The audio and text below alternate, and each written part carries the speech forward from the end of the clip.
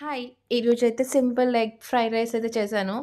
మంచిగా ఆయిల్‌లోనైతే ఇట్లా ఎగ్గేసేసి కొంచెం మంచిగా ఫ్రై అయ్యేటట్టయితే చేసి ఇంకా మొత్తం దీంట్లోకైతే అల్లం వెల్లుల్లి పేస్ట్ ఒకటి పక్కనేసేసి మంచిగా బాయిల్ చేసిన ఎగ్స్ అయితే ఏసినా అనమాట.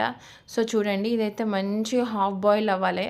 హాఫ్ బాయిల్ అయినాక కొంచెం అల్లం వెల్లుల్లి పేస్ట్ ఏసి ఇది మొత్తం కలిసిపోతది.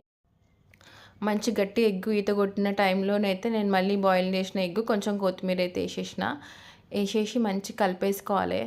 కలిపేసేసుకొని ఇంక చూడండి ఈ విధంగా కలిపేసేసుకోవాలి.